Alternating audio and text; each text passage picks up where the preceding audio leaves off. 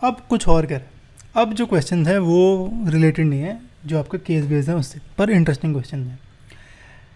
कह रहा है एक पॉलिनोमियल पी टी है जिसके दो जीरो हैं -2 और 2, मुझे पी टी की इक्वेशन निकालनी है। ठीक है, अब अगर दो जीरो होते हैं तो एक्स की इक्वेशन में लिखते हैं ऐसे x माइनस ऑफ -1 इंटू, अच्छा दो जीरो हैं तो इसको ऐसे लिखते हैं, अगर दो जीरो हैं अल्फ़ा बीटा तो मैं लिखता हूँ x minus alpha x minus beta, मेरी पॉलिनोमियल की इक्वेशन होगी। ठीक है, अब क्योंकि पहली बात तो यहाँ पे जीरो है -1 2, ऊपर से वेरिएबल x नहीं है वेरिएबल t है क्योंकि p ब्रैकेट में t गिवन है, तो ये होगा t माइनस ऑफ -1 और t माइनस ऑफ 2।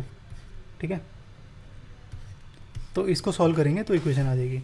एक और इंटरेस्टिंग चीज़ कर सकते हो आप, अगर आप कर सकते हो तो, मतलब अगर आपको टाइम नहीं लग रहा तो, ये ज़ीरो की वैल्यू इनमें पुट करो इक्वेशन में। ठीक है, जैसे कि -1 पुट करा, -1 पुट करूँगा ना यहाँ पे तो ये वैल्यू ज़ीरो आती है। अब -1 जीरो मतलब -1 इस इक्वेशन का जीरो है। अब 2 पुट करके देखो, 2 में जीरो आती है, 2 में जीरो नहीं आती है क्योंकि 2 में हो जाएगा ये 4 + 2 - 2, तो 2 में जीरो नहीं आती, तो ऑप्शन ए करेक्ट नहीं हो सकता। ऐसे ही ऑप्शन बी का चेक करो, बी के लिए -1 के लिए जीरो आता है, ये 1 + 2 - 1, ये -1 के लिए जीरो नहीं आता, तो ऑप्शन बी नहीं होगा। ठीक है, ऐसे ही ऑप्शन सी के लिए -1 पुट करो तो ये होगा 24 + 24 + 48, तो ये भी जीरो नहीं है, ये भी नहीं होगा। तो अभी हमने 3 एलिमिनेट कर दिए, तो ऑप्शन डी करेक्ट है। ठीक है, चेक करने की जरूरत नहीं, यहीं पे ख़त्म कर देना क्वेश्चन को, फालतू दिमाग ना लगाना। हम यहाँ पे चेक भी कर देते हैं क्योंकि मैं टीचर का टीचर हूँ तो ढंग से पढ़ाऊँगा आपको। तो यहाँ पे -24 × 1 प्लस, क्योंकि t की वैल्यू -1 है तो फिर दोबारा -24 आएगा प्लस 48, तो ये आएगा 48 - 48 0, यानी ऑप्शन डी करेक्ट है। ठीक है, तो रिक्वायर्ड पॉलिनोमियल या तो ऐसे निकाल सकते हैं या ऐसे निकाल सकते हैं ऑप्शन से। ठीक है, तो इसको मैं मल्टीप्लाई करा तो ये कुछ ऐसे आएगा। आप नोटिस करना ये और ये ए इक्वेशन मार्क सेम नहीं है। ठीक है, तो मतलब ए नहीं है।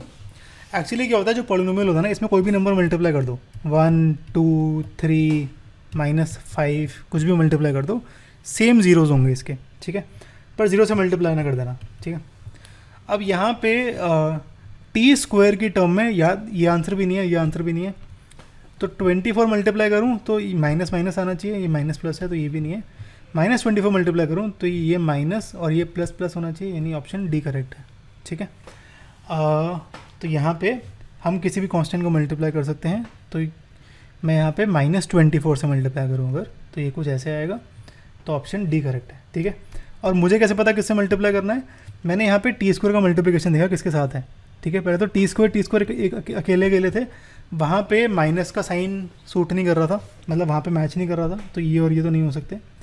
तो मैंने 24 मल्टीप्लाई करके देखा, तो यहाँ पे पहला 24 होगा, फिर ये माइनस होगा, ये माइनस होगा, पर ये प्लस था तो मतलब ये भी नहीं हो सकता।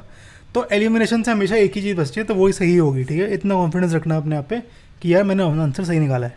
ठीक है, ऐसे ही -24 से करेंगे तो ये माइनस हो जाएगा, ये प्लस, तो इसी इसलिए ऑप्शन डी करेक्ट है। ठीक है, ऑल राइट, ये सब आप पढ़ रहे हो टीचू पे, जितना हो सके उतना शेयर करो। ठीक है।